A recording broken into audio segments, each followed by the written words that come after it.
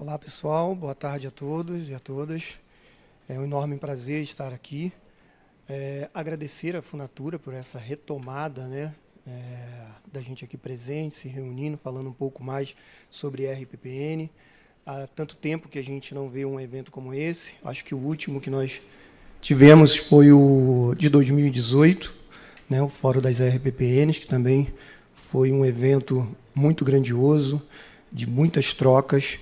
E rever aqui os amigos é muito bom, né? Acho que no momento de manhã, na abertura, tiveram falas aí em que o pessoal agradeceu os seus mentores, né? E eu vou tomar um tempinho aí de 2 minutos sequer, só para agradecer o meu mentor também, né? Se hoje estou aqui nessa agenda, se hoje estou aqui participando dessa família de RPPnista, eu agradeço ao José Luciano, que eu acho que não está por aqui, mas está ali. José Luciano, obrigado. Esse foi um grande mentor, então tudo que venho falar aqui, aprendi com esse rapaz, então se eu falar alguma besteira, a culpa é dele, tá? Mas é isso, então assim, e agradecer também todos esses rostos aí, né? Tem os outros amigos também de troca, Laércio, Flávio Gido, meu amigo Ciro, enfim, nosso amigo da Caatinga. Pô, que legal, bacana. Parabéns, obrigado mais uma vez. Bem, como prometido, eu vim trazer os números da RPPN no governo federal, tá? É isso, Laércio? Eu não... Deixa eu tentar me familiarizar aqui. Botão, ok, beleza. Gente, RPPN, né? Essa unidade de conservação prevista, né, eu sempre gosto de falar nisso, prevista aí desde o primeiro Código Florestal, né, de 1983, então, assim, até os dias atuais, né, então tivemos ali o extinto IBDF, né, continuando essa missão. 65, né, teve 1983, 65, deu ali uma paralisação, mas ainda havia pessoas interessadas em chancelar as suas terras como RPPN. Então, em 77, com o extinto BDF, pensando, né, de atender essa proposta, fez ali o decreto e deu continuidade até os dias atuais, e hoje com o ICMBio, anteriormente com o IBAMA. Falando um pouquinho ali das falas, né, e corroborando ali com a fala do presidente Agostinho, hoje pela manhã, sobre o decreto, eu quero também dizer que, de fato, realmente a gente precisa rever esse decreto, não só pelas melhorias dele, mas também fazer esse decreto ser vinculado ao ICMBio, né, porque é um decreto de 2006, submetido pelo IBAMA. Então, ele está todo direcionado ao IBAMA, como, na verdade, deveria estar direcionado ao ICMBio. Então, isso realmente a gente precisa rever. E a gente, em 2019, se eu não me engano, 2020 por ali, acho que 2019, a gente já fez, né, um olhar sobre esse decreto, já discutimos bastante coisa, já tem alguma coisa já desenhada, a gente tem uma minuta de decreto, mas que precisa ser revista, né, porque as temáticas e os problemas das RPPNs, eles são, né, constantes, eles vão se renovando aí, enfim, e a gente precisa olhar para ele novamente e ver o que a gente pode fazer por essa temática mais ainda. Mas vamos lá para os números das RPPNs. Bem, esse aí é uma evolução, né, como eu havia dito, em 90, né, ali com a gestão do IBAMA, e em 2007, passando ao ICMBio. Nessa linha aí, a gente consegue compreender, ou pelo menos, eu não sei se vocês conseguem enxergar, uma evolução que teve ali em 2001, de 2000 para 2001, teve ali uma criação, um número de 75 RPPNs, apenas em um ano, e depois a gente vai ter isso mais à frente, já em 2000, acho que em 2020, se eu não me engano, 2020, 21, com 45, né, de 2020 para 2021, com 45 RPPNs criadas. E aqui a gente tem a famosa pizza, né? Então, que vai dizer aí as RPPNs por área e por bioma, né?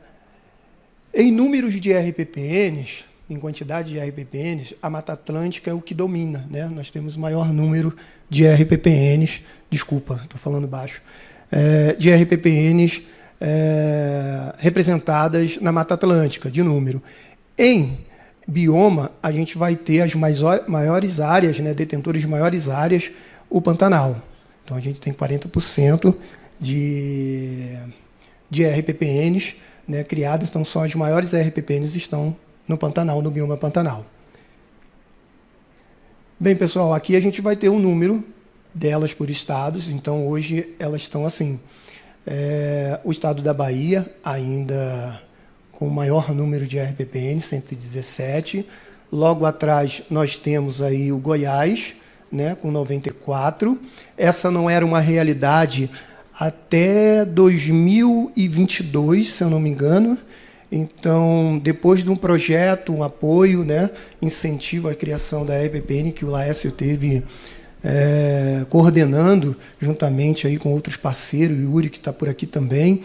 Então, esse número se tornou essa realidade graças a esse projeto, que alavancou imensamente o número de RPPNs. Nós tínhamos, à época, não vou lembrar agora, mas era alguma coisa em torno de 80 e poucas RPPNs, 81, alguma coisa parecida. Então, assim, então hoje, depois do Goiás, nós temos ali Minas Gerais. Então, Minas Gerais estava à frente do Goiás, mas depois dessa alavancada, né, Laércio, do projeto que determinou essas áreas ali, justamente o maior número delas foi criado no Goiás, então deu essa alavancada. Bem, e aqui a gente tem por bioma, né? Então, Mato Grosso, né, que vai dar aí o ponto de partida, né? Então, continua sendo a detentora aí do maior número de RPPN devido às suas áreas, né? Então, assim, temos ali o Sesc Pantanal, que é uma RPPN com quase 90 mil hectares, então uma RPPN enorme. Bem, aqui está uma frasezinha que é a proposta pela criação de uma unidade de conservação é uma iniciativa louvável, idealista, de particulares que acreditam na proteção da biodiversidade como meio de garantir a qualidade de vida às gerações presentes e futuras. Cabe ao governo federal, no âmbito da sua competência, incentivar e facilitar esse processo. E isso o ICMBio vem fazendo ao longo do tempo, né? Esse aqui é uma da iniciativa do ICMBio, que a gente acaba sempre apresentando, que é o sistema SIM-RPPN, que eu acho que muitos de vocês têm a familiaridade. Alguns RPPNistas aqui, federais, já passaram por esse sistema, né? Aqueles que criaram a partir de 2010, foi quando esse sistema ele foi lançado, né?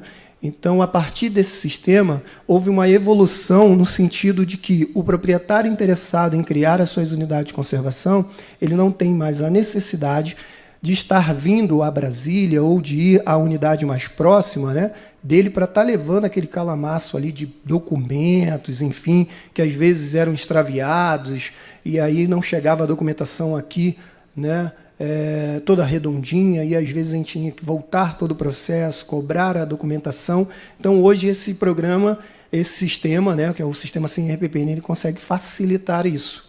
Tá? Então, o proprietário interessado, ele entra nesse sistema através do seu CPF, faz ali uma senha, a partir disso ele tem um login, e aí ele começa a passar por essas etapas, né? Que aí, exatamente, ele, após o acesso lá, a criação do acesso dele, ele passa por essas páginas que vão ser de inserção das informações pessoais, a inserção das informações sobre o imóvel, sobre os imóveis, né? E até chegar à questão do georreferenciamento, que é uma parte em que ele tem que colocar, a partir de 2006, isso é uma obrigação, então vocês vão entrar dentro do sistema, vão ver que algumas RPPNs ainda não têm seus limites definidos, mas isso é em razão da legislação à época, que não exigia, então a partir de 2006 passou a ser uma exigência, então todas as RPPNs a partir de 2016 têm o seu georreferenciamento, e muitas delas estão vindo regularizando essa situação, então a gente já está vencendo essa etapa, temos muitas ainda, e acreditamos que a iniciativa desse evento traga mais recursos e mais oportunidades para que esses proprietários possam regularizar os seus imóveis, né, através desses projetos que vão ser lançados aí no futuro. Fica aí a responsabilidade para o Laércio aí, né, Laércio? Resolver isso para a gente.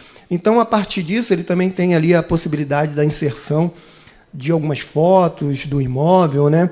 Ele tem aqui, depois de toda essa etapa que ele faz da inserção das informações, geram aqueles documentos. Os documentos estão um pouco pequenos ali, não dá para vocês ver, mas é uma folha de requerimento, um memorial descritivo, um mapa, tá? Então, todos esses documentos, eles vão ser anexados a outros documentos que são exigidos ao proprietário. E aí, passar disso, vencido todas as etapas junto ao ICMBio, documentação conferida, tudo ok, a gente publica a RPPN, e após a publicação da RPPN, ela passa a ir para dentro desse painel, que é um painel que acaba dando essa visibilidade, né, para quem tem interesse. Então, quando a pessoa quer saber quantas RPPNs tem instituída no governo federal, aqui estão a página do Sim RPPN, que divulga o número, a quantidade de RPPN por estado, né, a área em quantidade, né, que tem sobre aquele estado, e bem como o shapefiling, que é justamente os limites das unidades de conservação. Aquelas que não têm a contemplação do seu georreferenciamento, vai ter um ponto ali de aproximação, algo parecido, que a gente também está tentando vencer essa etapa, melhorando e qualificando essa informação, que hoje, advendo de algumas outras ferramentas, a gente vai aproximar esse ponto mais do imóvel do proprietário. Então, acho que a gente vai ter uma assertividade melhor. Então, assim, hoje os pontos estão na sede do município, próximo do imóvel, mas nunca tão assertativo. Então, agora a gente vai tentar aproximar esses pontos, dar um norte melhor. A RPPN está nessa rua, sabe? Algo parecido. E aí, né, aqui embaixo, quando você clica sobre algum desses interesses no estado, você clica ali, e aí tem a RPPN pretendida. Quando você clica, você tem essa informação, que é justamente a que está aparecendo aqui embaixo, né, com o nome da RPPN, com o tamanho da RPPN, com a portaria da RPPN, que também pode ser extraída desse sistema, né, e ali embaixo o nome do proprietário, o imóvel, enfim, aparece essa visualização. Tá? Bem, esse sistema, né, os seus benefícios, né, após a sua implementação, estão aqui, que é o acompanhamento e a transparência nas propostas de criação, agilidade nos trâmites do processo de criação, que é justamente aquilo que eu falei no início, que é a possibilidade do proprietário hoje não precisar mais ir diretamente levar essa documentação, basta ele inserir as documentações junto a esse sistema, né, as informações, e posteriormente ele pode mandar isso para a gente via e-mail ou até mesmo pelo correio. A identificação dos responsáveis pela criação, a análise automática das peças cartográficas, sistematização das informações das RPPNs criadas, disponibilização das portarias e possibilidade de gerar relatórios diversos. Então, assim, muitas pessoas ainda aí procuram, sim, a RPPN, a área acadêmica, né, para fazer estudos, então está ali também, eles procuram ali as informações, querem saber os números de RPPNs federais, eles encontram ali facilmente, conseguem tabular essas informações, tirar ali do CRPPN. Bem, e aqui nós temos algumas publicações, né, publicações essas que vai nortear a criação da RPPN, bem como o entendimento sobre o que é uma RPPN e as suas obrigações, né? Nós temos ali o livro de perguntas e respostas, né? Nós temos ali o roteiro de criação, nós temos ali o roteiro de elaboração de plano de manejo das RPPNs e também alguns orientadores de forma resumida, né, para que a pessoa não precise ir lá para dentro do livro e tentar entender, mas de forma resumida nós temos ali que é a parte da orientação aos procedimentos para a criação de RPPN, bem como a apresentação do georreferenciamento, aquelas que ainda tentam vencer a questão do georreferenciamento. Então, a gente tem todo um aparato ali que a gente informa o proprietário, alteração de nome, alteração de titularidade. Então, isso também a gente consegue nortear através desses documentos. Bem, vencida essa etapa das apresentações dos números da RPPN, eu gostaria de tomar um pequeno tempo, Lécio, de mais ou menos 1 minuto, 1 minuto e meio, até para também fazer assim uma homenagem. Vocês contaram, as pessoas que passaram por aqui contaram tantas histórias boas, eu também queria contar uma história. Uma pessoa que passou pela minha vida e que foi muito, muito legal ter passado isso com ele. Luciano, o senhor Jaci Guimarães, professor Jaci Guimarães, conseguiu constituir a RPPN dele em 2019, né? Você já não estava mais ali com a gente, mas ele conseguiu constituir a RPPN dele, a RPPN Cachoeirinha. E foi um momento para mim muito marcante, porque eu acompanhei aquele senhor desde o início, né, da sua proposta de criação da RPPN, e a razão pela questão da não documentação que estava faltante, algumas coisas, regularização fundiária, enfim. E ele não conseguia vencer essa etapa junto ao ICMBio, e ele tinha ali uma preocupação muito grande, porque ele já estava debilitado, a sua saúde estava com umas implicações, e ele sempre ia lá no ICMBio e falava: olha, eu vou morrer, o médico me deu 2 anos de vida, eu não vou conseguir realizar meu sonho, que é criar a RPPN, e assim, me ajuda, o que eu posso fazer? E eu falei: olha, você tem que resolver essa parte cartorial para que depois a gente possa conseguir lhe ajudar, seu Jaci. E ele, bem, fazia isso toda semana ele ia lá incansavelmente, ele vencia uma coisa no cartório e vinha, explicava para a gente que tinha vencido, mas, enfim, de fato não tinha vencido, e aí a gente cobrava, e aí cobrava no bom sentido, né? Falava: o senhor tem que precisar vencer isso aqui, então isso aqui não vai lhe adiantar, e ele vinha todas as vezes tentar fazer isso, e ele, enfim, incansavelmente, uma luta. Eu acho que o Luciano conhece um pouco mais de tempo. Essa história, junto comigo, começou em 2017. Em 2019, ele conseguiu criar a RPPN. Ele já vinha há muito tempo atrás dessa proposta de criar a RPPN. Enfim, conseguimos vencer a etapa, ele conseguiu regularizar a situação dele. Ele, infelizmente, não está mais entre nós. Infelizmente, ele faleceu, não por causa dos seus problemas, né? Ele faleceu num acidente automobilístico. Então, dessas idas e vindas dele, a unidade de conservação, Brasília, Goiás, Brasília, em Santo Antônio Descoberto, ele acabou sofrendo um acidente e veio a falecer, eu acho que em 2020 ou 2021, se eu não me engano. E foi uma perca enorme, mas foi uma pessoa que foi muito marcante para mim, porque na entrega do certificado, que não houve nenhum desse simbolismo aqui, que a gente conseguiu fazer um evento, né, casar as coisas, a gente sempre faz isso, e eu entreguei o certificado para ele em mãos, lá no escritório, então, né, e ele chorou muito. Então, era um senhor com 70 e poucos anos, ele chorou, ele ficou extremamente grato, e assim, o carinho que ele tem pela área dele, o carinho que ele tinha pela área dele, é um negócio assim, realmente, eu só consegui um pouco mais encontrar Deus quando tive a oportunidade de estar junto com ele e ver ele ali dentro da área dele. Era incrível, porque antes mesmo da criação, da publicação da portaria, quando a gente esteve lá para fazer a vistoria, para você entrar na área dele era algo sagrado. Ele parava você e falava: não, a gente vai fazer uma oração para primeiro a gente entrar na área, né? Então, assim, ele fazia uma oração, a gente tinha que dar a mão, fazer aquela oração para depois ter a permissão para entrar na área dele. Então, era uma coisa muito linda, muito bonita e que me marcou muito. Então, quando alguém me pergunta as razões pelo qual se cria uma RPPN, está aí: é um amor, né? É a consciência, e ele sempre teve essa consciência de deixar um futuro um pouco melhor para a gente. Então, gente, muito obrigado. Laércio, valeu. Boa tarde, gente, tudo bem? O Laércio fez essa apresentação, mas eu queria só resumir que eu sou uma cidadã no mundo, nesse momento que estou com a ferramenta né, vamos dizer assim, da pesquisa e da academia, para poder tentar fazer tantas coisas maravilhosas quanto vocês que estão aqui com grandes histórias e têm uma grande trajetória, e que eu estou podendo aprender muito no dia de hoje.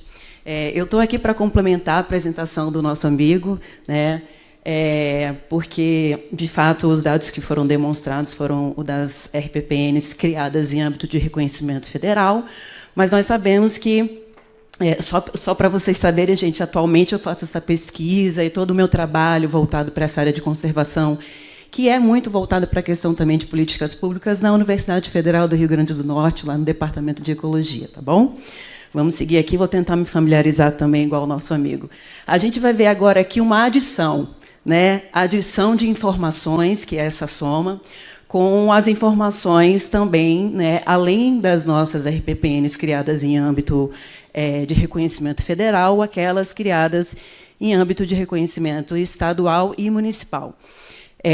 Nessa linha do tempo, a gente tem um decreto ali que foi em 96, que passou a permitir essa possibilidade, né, de reconhecimento em outros órgãos, e nós já estamos com quase 1.860 RPPNs, a gente vai ter a oportunidade de ver um panorama mais completo, né, e em área, cerca de 850 mil hectares também, vamos aí chegar no milhão. Né?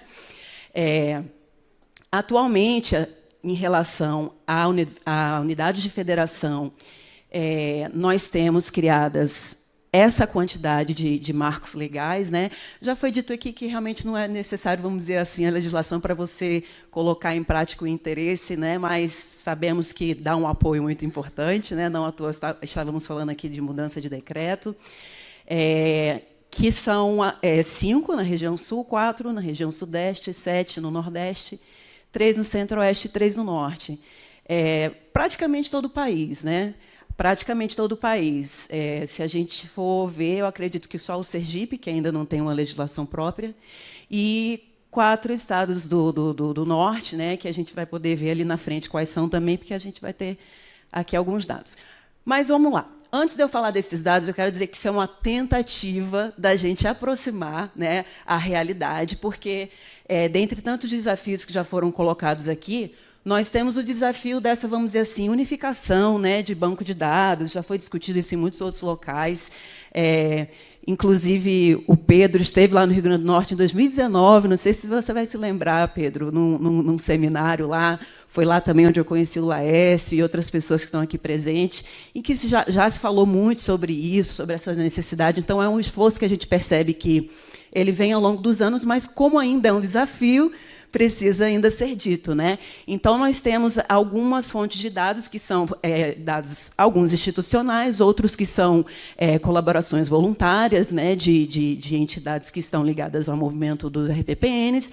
Nós também temos um banco mundial em que nós estamos lá bem pouquinho em relação ao que seria a realidade, né? Porque essa unificação exige um conteúdo, vamos dizer assim, muito equânime, né? Precisa de informações que hoje nós não temos para estar colocando nesse banco de dados. O que nos prejudica, eu acho, em relação ao mundo, quando nós estamos saindo em relação às nossas unidades de conservação privadas, nossas áreas protegidas privadas, a gente sempre fica ali com dados que são, né, um pouco abaixo da realidade. Mas isso aqui é só para situar vocês em relação a essa compilação de informações que vão ser apresentadas.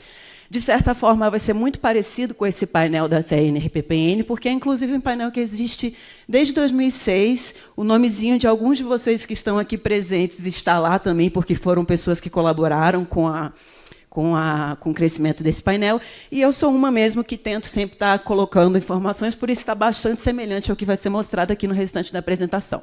Tá? Para vocês terem uma ideia, essa é a realidade em relação às criadas em âmbito federal, aquelas criadas em âmbito estadual e municipais. Né? Nós já estamos com mais de 50% das RPPNs que nós temos nessa tentativa, nesse esforço de unir as informações, né, criadas em âmbito de estados, né, com cerca de 40% nas federais, E, como nós também já observamos, não modifica muito os números gerais daquelas que são federais. A maioria está ali na região Sudeste e Sul, né? E, em relação a número, né? Em relação à área, está ali no Centro-Oeste. Eu acho que esse mapinha dá para vocês notarem um pouquinho como é que está aí essa situação em relação a número, né, de RPPNs. Só para a gente poder adicionar e ver como é que é isso com os 100% das RPPNs, né, vamos dizer assim, continua a Mata Atlântica sendo aquele bioma que tem a predominância, né, da presença das reservas. Depois a gente encontra o Cerrado, Caatinga, em seguida a Amazônia, Pantanal e Pampa. E, em relação à área, já vimos também que o Pantanal é aquele que está abrigando aí a maior quantidade de áreas de área. Em relação ao número por estado e por bioma, né, a gente vai ter ali Minas Gerais, Paraná, Rio de Janeiro, Bahia.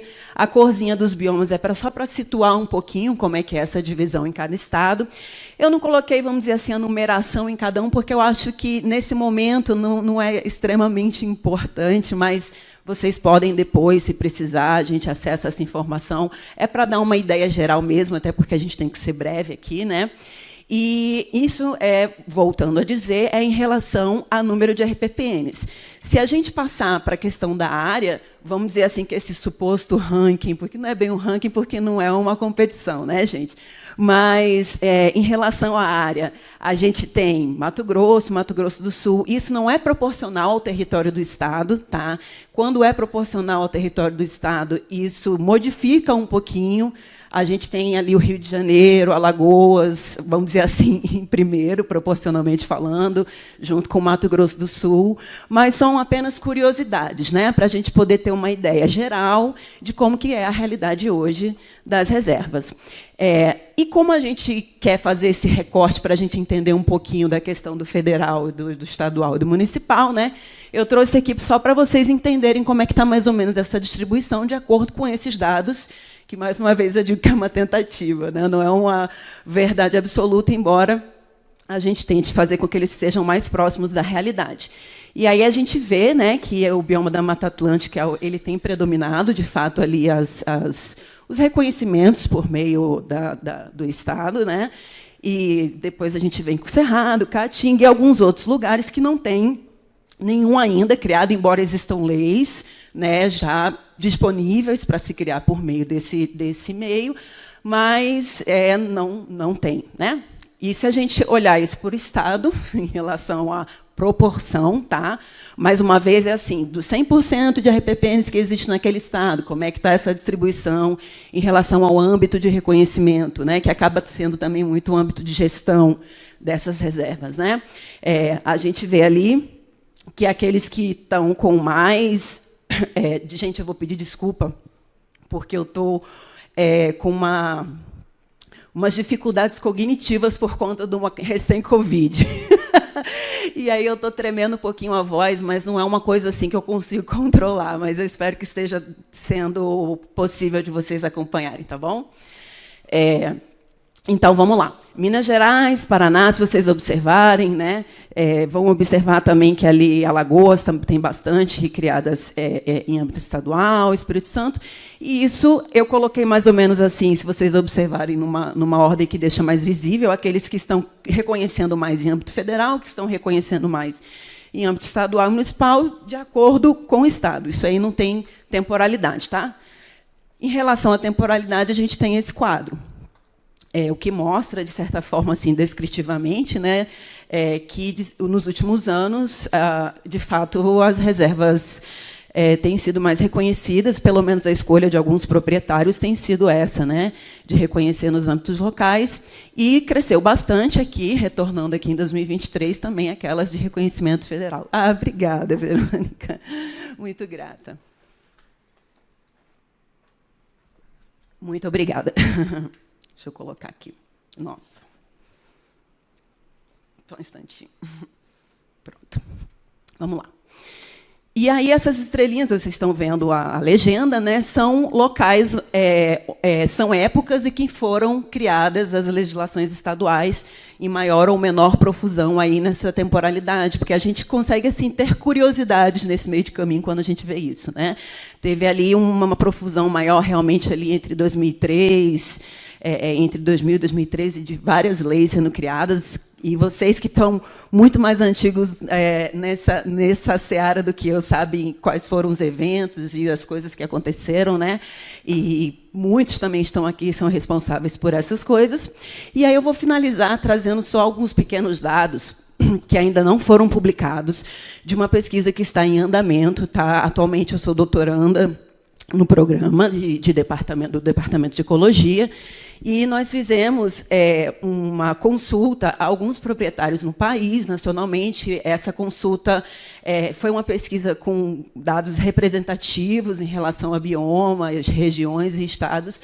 Nós ainda não tivemos oportunidade de publicar, porque foi algo muito maior do que se pensou para um tempo de mestrado, por isso que a gente está até desenvolvendo algo melhor agora no doutorado, e muito mais coisa vai sair a respeito, mas são curiosidades, porque assim não é novidade para ninguém quais são as motivações pela qual se cria a RPPN, né, quando você cria. Mas existia assim uma dúvida, mas e aí, será que a gente muda de ideia depois que passa tanto tempo na luta da RPPN, né? E aí, vários estudos estaduais, ao longo de muitos anos, mostraram, né, quais eram as motivações das pessoas em diversos lugares do país. Um estudo nacional também, né, que só reforçou isso que a gente conhece. E aí a gente vê aqui a seguinte realidade, que não tem como a gente dizer outra coisa, que as razões, né, majoritariamente conservacionistas são aquelas que dominam as motivações e continuam dominando mesmo depois de muito tempo de criadas RPPNs, né? E a gente pode observar também um crescimento de determinadas motivações que hoje são até mais fortes do que foram quando as pessoas criaram, né? Vocês, proprietários que estão aqui presentes, criaram essas reservas, né? A questão da proteção de recursos hídricos, promoção de pesquisa, promoção de educação ambiental sempre teve bastante assim destacado, né? Se vocês observarem, os que estão em azul são motivações econômicas, motivações relacionadas à posse. É uma classificação que já é trabalhada nos estudos há algum tempo, né? Mas vocês vão ver um aumento muito grande, inclusive, de interesse de promoção de pesquisa, quando se pensava antes, quando criou, e agora se vê importância bem maior. A questão da proteção de recursos hídricos, né? E esses dados aqui, quem quiser, depois eu vou poder mostrar com mais detalhamento, mas é uma curiosidade também, só para mostrar que, vamos dizer assim, aquele sentimento que motiva, ele permanece, né? Inclusive nos dias atuais. E, em relação às mudanças percebidas pelos próprios proprietários, aqueles que nos responderam e nos disseram como é que estava, né, a sua propriedade antes e depois, né, da criação de uma RPPN, e aí a gente pode ver uma grande mudança mesmo em relação ao uso do solo, que é uma coisa que se fala bastante, né? A gente viu aqui o representante da IUCN falando da importância de mudanças climáticas, das ações que a gente tem que tomar, mas fala muito assim, uso do solo, uso do solo, uso do solo, né? E aí a gente percebe isso aqui claramente, que não é novidade para quem já acompanha, que está no dia a dia ali de uma reserva, o quanto que isso modifica e quanto que isso melhora determinados usos, né? Não é uma questão de juízo de valor, algumas questões como extração de produtos não madeireiros, a gente até falou aqui, né, sobre questão de coleta de sementes e outras coisas nesse sentido, mas fica também a curiosidade para vocês perceberem como há uma inversão bastante grande, né, positiva em relação à propriedade, quando ali naquela propriedade, seja no todo ou numa parte, é criada uma RPPN. Como tudo não são flores, né? Como tudo não são flores. E hoje foi falado muito aqui da questão dos incêndios, hoje foi falado aqui quais são as problemáticas, quais são os desafios, e aqui estão alguns desses desafios, né? Esse resultado ele está colocado mais ou menos em relação à prioridade do não ocorre, do ocasional e frequente, e aqui está como um ranking mesmo, né? No Brasil, a gente percebe que, pelo que nos informaram nessa amostra, caça e tráfico de animais é o top one, né, digamos assim, nas RPPNs. Em seguida, a questão das espécies exóticas e depois de incêndio. Isso, óbvio, que modifica um pouco se a gente tiver um recorte relacionado a bioma, relacionado a alguma região específica. Se a gente olhar, por exemplo, o Pantanal Cerrado separado, a gente tem uma pequena modificação, mas é pequena, tá, gente? Às vezes inverte ali a ordem, mas o top 3 é esse aí, tá certo? Isso é uma curiosidade também. A gente pode depois disponibilizar melhor. E, para a gente concluir, eu gostaria que os gestores pudessem estar vendo isso, mas eu espero que a gente possa estender a eles, né? Uma coisa que eu me preocupo muito quando eu digo assim, no momento eu faço uma pesquisa aplicada, o mais próximo possível da gente colocar nas políticas públicas, né? Então, a gente saber o que é prioridade é uma coisa, mas a gente saber o que é o primeiro do primeiro é outra, né? Então, a pergunta foi meio que essa. A gente elencou ali várias coisas que já são padrão também nos estudos, perguntou o que é prioridade, né, para a pessoa. Vamos dizer assim, 1, 2 ou 3. Também está na ordem aí de aparecimento do número de vezes, e a primeira é captação de recursos. A segunda, a elaboração do plano de manejo. E a terceira, a implementação dos programas do plano de manejo. Eu acho isso bastante interessante. Por trás dessas informações tem muito pormenor, né? Mas é só aquele gostinho da curiosidade mesmo porque eu vou ficar à disposição de todos que se interessarem para a gente poder conversar mais sobre esse assunto. E para eu não fazer feio aqui com as imagens, as imagens apocalípticas dos cientistas, eu vou trazer aqui para vocês uma questão, né? É só uma visualização mesmo de um estudo recente que nos motiva, eu acredito até, né? Porque vocês aqui são ferramentas e são pessoas que estão, vamos dizer assim, levando aquele cenário 3 ali, né? O cenário 1 é o que a gente tem, vamos supor, de estimativas desde 1500 até hoje, como é que está a questão da extinção de espécies que foram espécies ameaçadas ou levadas à extinção, né? O cenário 2 é o que pode acontecer até 2100 se nós não fizermos nada, continuarmos na toada que estamos. E o cenário 3, vocês podem ver que as cores mais quentes estão mais frias, né? Que é aquela estimativa que, se a gente realmente continuar fazendo coisas, e vocês já são condutores disso, a gente consegue ter uma realidade menos complicada, né? Hoje, mais cedo, a gente escutou aqui, né, a representação do governo falando que a gente não imaginava que seria tão rápido, né? As estimativas para 2050 já estão agora, e é muito importante a gente levar em conta tudo isso, né?